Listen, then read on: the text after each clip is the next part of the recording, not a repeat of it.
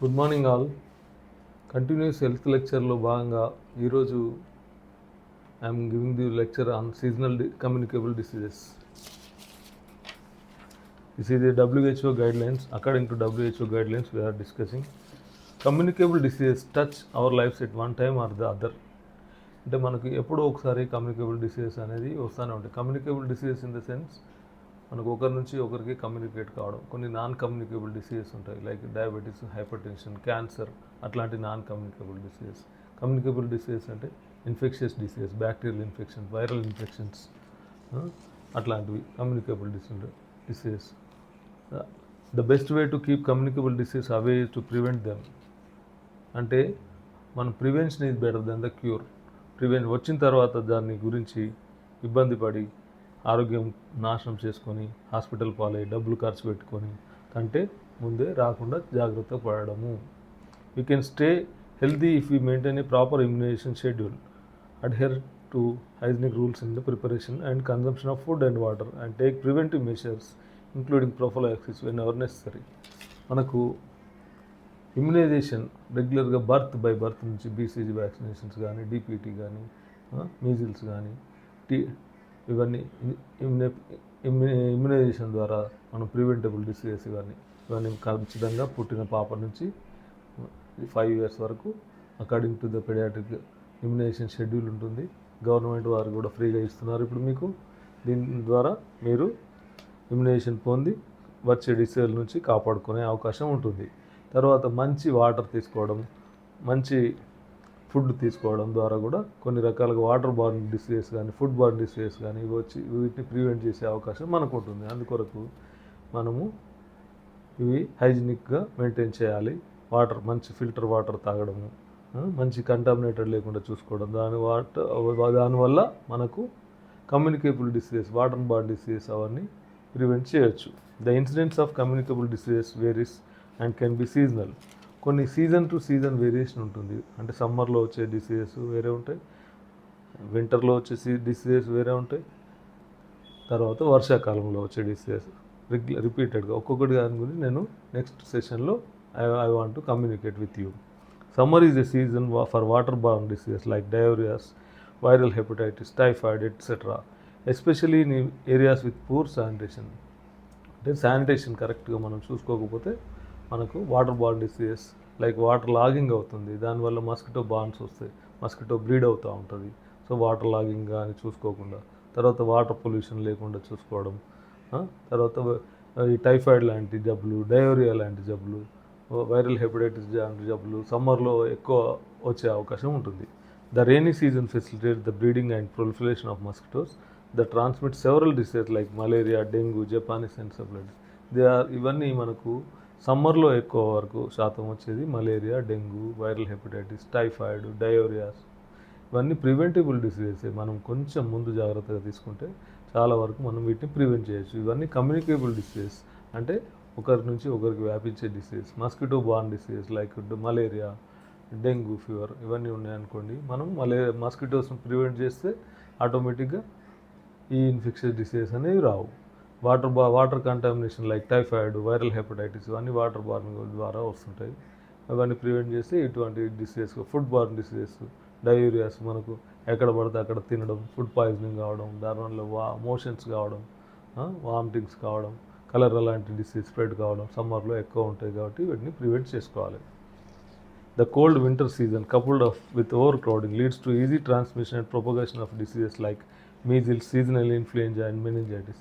మనం ఇప్పుడు సమ్మర్లో చెప్పుకున్నాం కదా, ఇప్పుడు కోల్డ్ సీజన్, వింటర్ సీజన్లో ఏముంటాయి, మీజిల్స్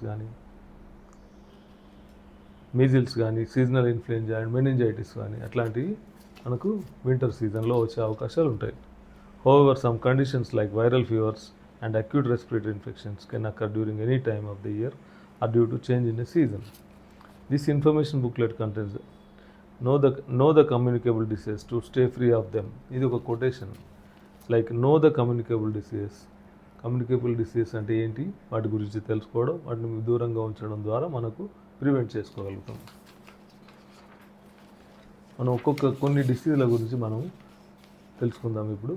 డయోరియా అంటే లూజ్ మోషన్స్ కానీ రావడం, అందులో వైరల్ డయోరియాలు ఉంటాయి, బ్యాక్టీరియల్ డయోరియాలు ఉంటాయి, కమ్యూనికేబుల్ డిసీజ్ ఇది water borne diseases.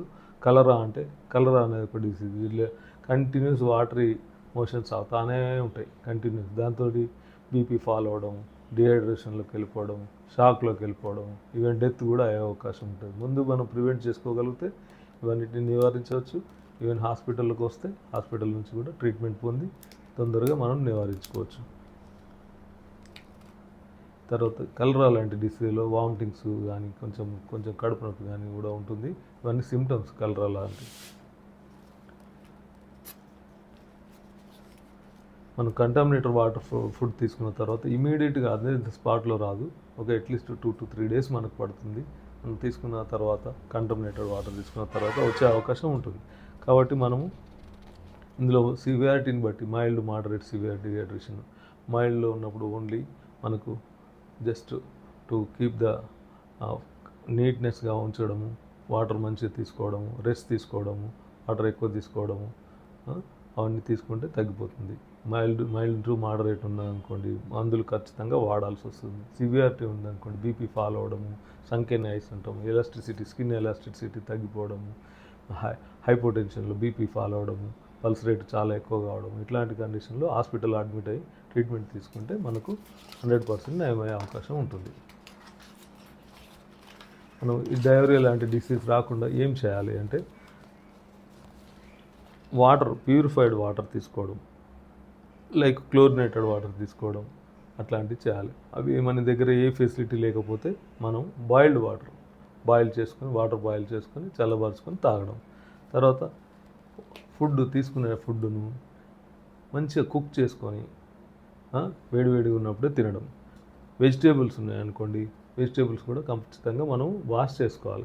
First wash చేసుకొని ఫ్రూట్స్ కానీ వెజిటేబుల్స్ కానీ వాష్ చేసుకుంటే మనకు డయోరియా లాంటి డిసీజెస్ రావడానికి అవకాశం తక్కువ ఉంటుంది. మనం హ్యూమన్ ఎక్స్క్రీటా కానీ అంటే లైక్ టాయిలెట్స్, మనకు టాయిలెట్స్ అని బహిర్భూమి లేకపోతే ఇన్సైడ్ మనకు ఇంట్లో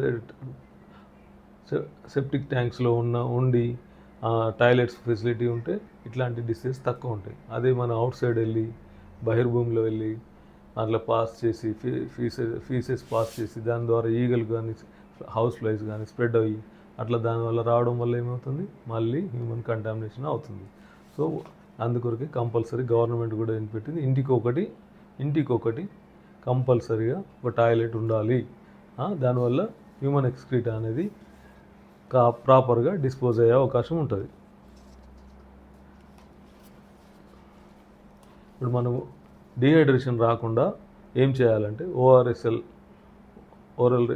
WHO ఇచ్చిన ఓఆర్ఎస్ఎల్ తీసుకోవడము, లేదంటే చిటికెడు ఉప్పు కొంచెం పంచదార వేసుకొని ఆ వాటర్ తాగడము, yoghurt drink, vegetable or chicken soup with salted rice water కానీ ఓఆర్ఎస్ కానీ.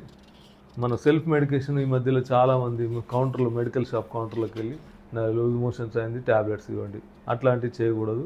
దయచేసి మీరు ప్రాపర్గా క్వాలిఫైడ్ మినిమం MBBS డాక్టర్ ఉండేటట్టు చూసుకొని, అలోపతిక్ డాక్టర్ మినిమం MBBS ఉండేటట్టు చూసుకొని మీరు వచ్చి ట్రీట్మెంట్ తీసుకుంటే ఈజీగా క్యూర్ అవుతుంది. ఇప్పుడు రెండవ డిసీజు కమ్యూనికేబుల్ డిసీజెస్లో రెండవ డిసీజెస్ నెక్స్ట్ చాప్టర్లో మనం చెప్పుకుంటాం. Thank you.